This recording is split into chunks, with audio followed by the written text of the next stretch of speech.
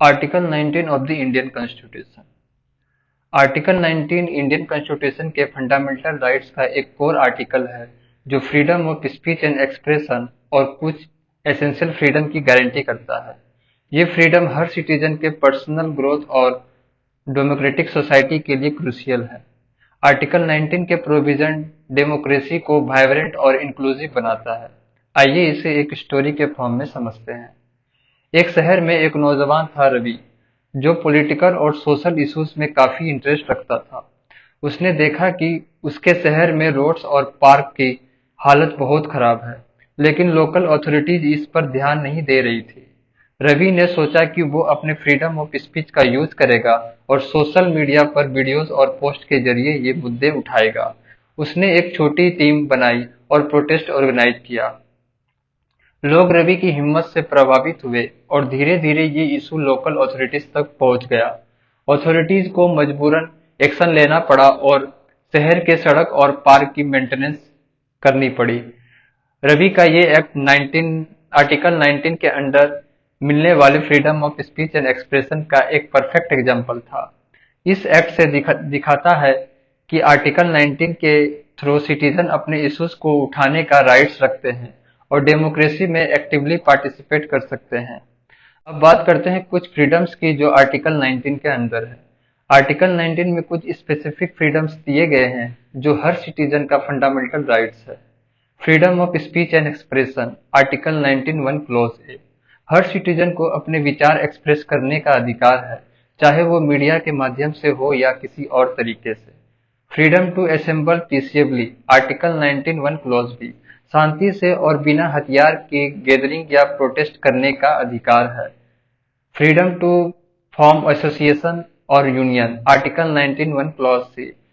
लोग अपने राइट्स या इंटरेस्ट को सिक्योर करने के लिए एसोसिएशन या यूनियन बना सकते हैं। Freedom to move freely, article 19 clause 1 D. Bharat के किसी भी हिस्सा में फ्रीली घूमना या शिफ्ट होना एलाउ है। Freedom to reside and settle, article 19 clause 1 E. हर सिटीजन भारत के किसी भी जगह पे रिसाइड और सेटल कर सकते हैं। Freedom to practise any profession, article 19 1 G. हर व्यक्ति अपनी पसंद की जॉब या प्रोफेशन चुनने का अधिकार रखता है। अब बात करते हैं कुछ रिस्ट्रिक्शंस की। हर फ्रीडम के साथ कुछ रीजनेबल रिस्ट्रिक्शंस भी हैं जो सोसाइटी की सेफ्टी और ऑर्डर बनाए रखने के लिए जरूरी है। फ्रीडम ऑफ स्पीच पर कुछ रिस्ट्रिक्शंस है अगर वो नेशनल सिक्योरिटी, पब्लिक ऑर्डर, डिकेंसी या डिफेमेशन को इम्पैक्ट कर रहा हो। फ्रीडम टू असेंबल पर रिस्ट्रिक्शन है अगर कोई गैदरिंग से लॉ एंड ऑर्डर खराब हो सकता हो। फ्रीडम टू मूव फ्रीली पर कुछ रिस्ट्रिक्शंस लगाई जा सकती है, जैसे कि प्रोटेक्टेड एरिया में। अब एक एग्जांपल देखते हैं। रियल लाइफ एग्जांपल है Kesavananda Bharati versus State of Kerala case 1973।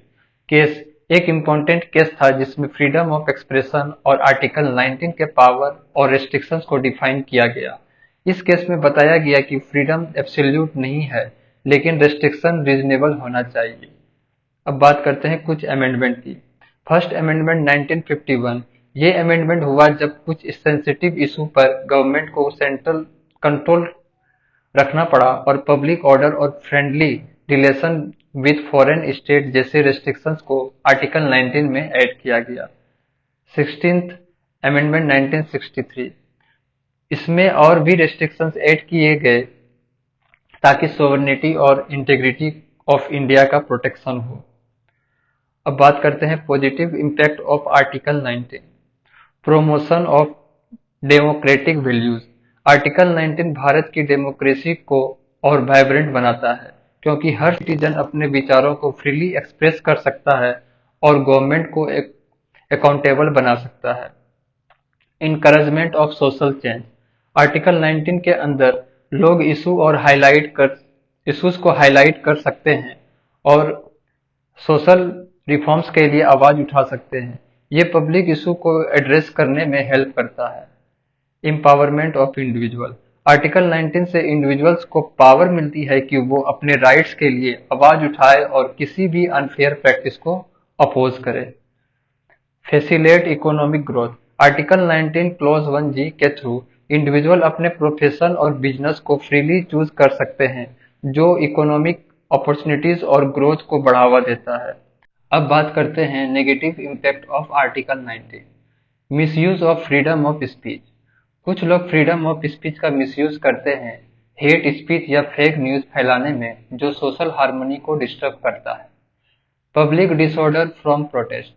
कभी कभी फ्रीडम टू असेंबल का मिसयूज होता है और कुछ प्रोटेस्ट वायलेंट और डिस्ट्रक्टिव हो जाते हैं, जो पब्लिक प्रॉपर्टी और लॉज एंड ऑर्डर को डिस्टर्ब करता है। Professional exploitation. Freedom to choose profession की वजह से कुछ अनएथिकल प्रैक्टिसेस भी देखी जाती है, जैसे चाइल्ड लेबर, जो सोशली और लीगली गलत है।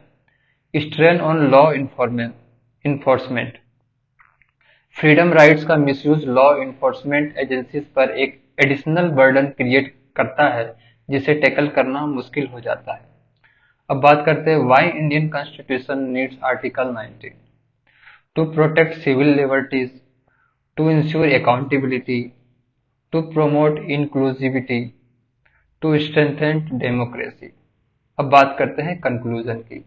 आर्टिकल 19 ने भारत में फंडामेंटल फ्रीडम्स को एस्टेब्लिश करने के लिए एक वाइब्रेंट और इंक्लूसिव डेमोक्रेसी बनाई है।